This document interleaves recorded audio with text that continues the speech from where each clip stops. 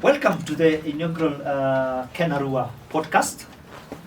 Today we will be discussing about the journey of water, the upcoming journey of water along River Kibos in Lake Victoria South Basin, which is in Kisumu.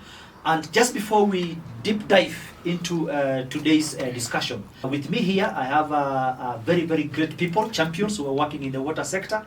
And perhaps I would like to give each one of you 30 seconds just to introduce yourself so that we can continue the discussion. Thank you. I am Stella Wanjiru, a member of the Kenya Water Ambassadors, and also a young woman who champions for sustainability in the water sector. Thank you.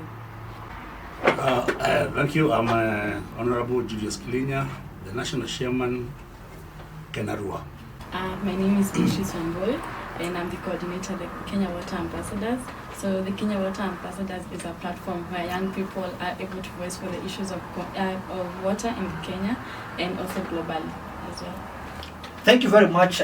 Thank you very much for this introduction. And again, I want to welcome you all to this KENAWRUA podcast.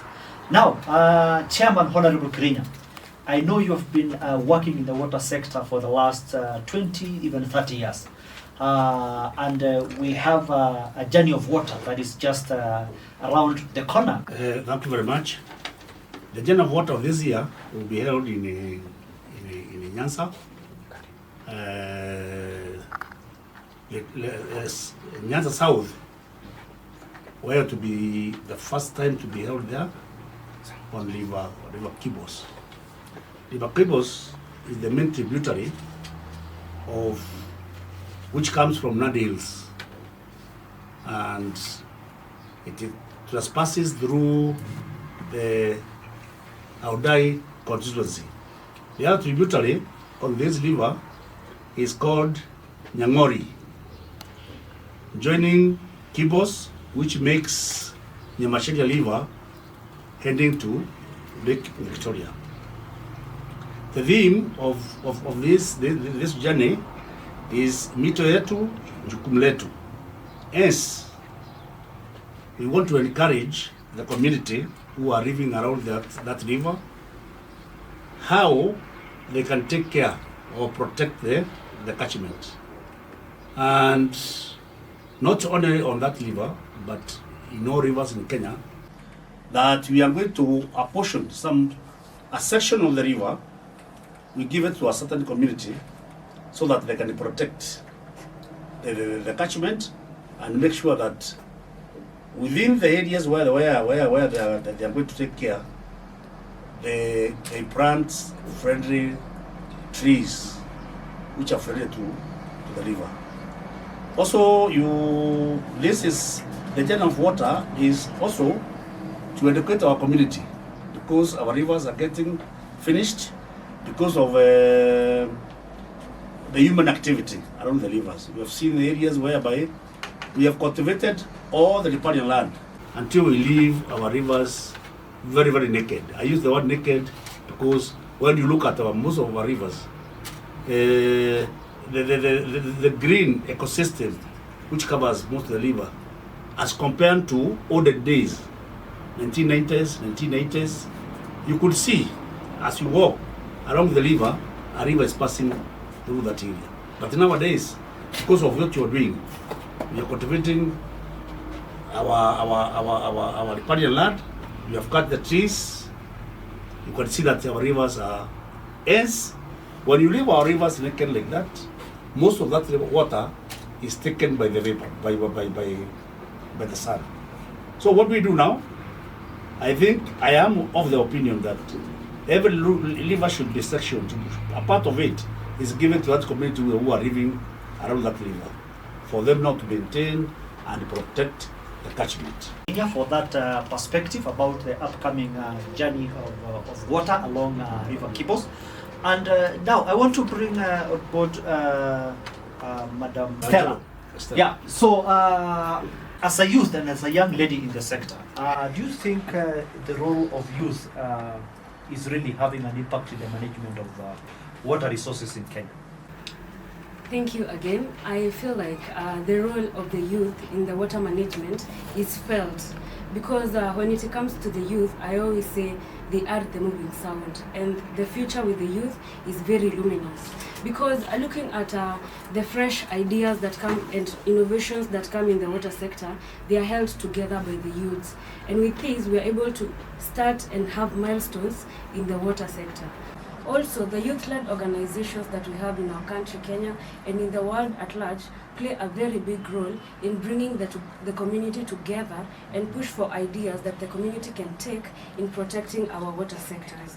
In that, we also see that education and awareness is done by mostly the youth.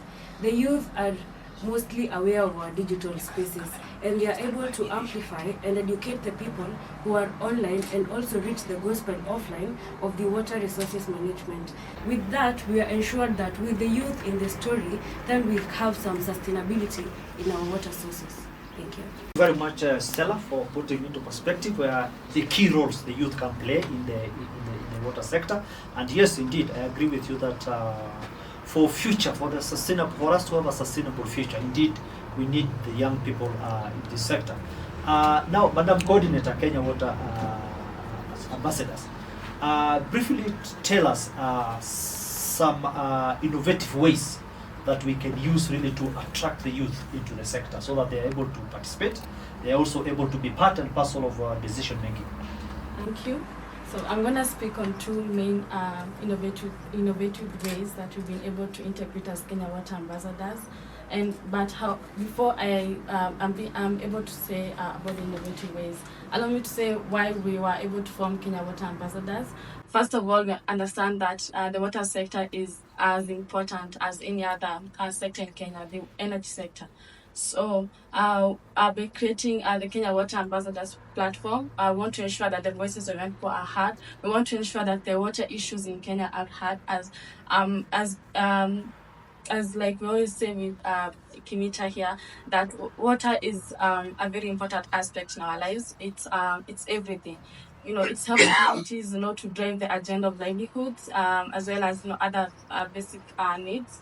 So as Kenya Water Ambassadors, some of the ways that we've been able to integrate is through citizen science, an aspect where we bring in together the scientists, collect data in our rivers, and engage communities as well as young people, understand how the rivers are being polluted by the impact of, the negative impact of agricultural inputs, and as well as integrate all these fact sheets in the social media platform.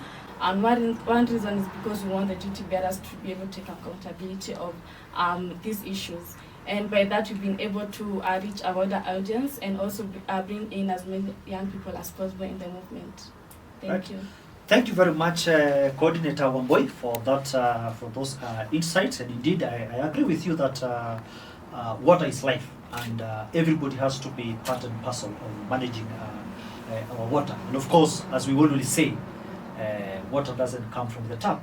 Water comes from the catchment. And I will go back to Chairman Honorable Krinya, the upcoming journey of water. The message is maji yetu, jukumu yetu. And the day is coming along as we celebrate the World Aquatic Resources and the Blue Economy. What kind of messages do you think we'll be sending out there so that people really get to know the importance of water resources in Kenya? I think this is the very ideal time to have garden water in Kisumu, when also we have that big conference which will be held in the same city. You see, a company like which supplies water in Kisumu city is supplying about 60% of water taken in Kisumu city is from the Kibos River and the surroundings.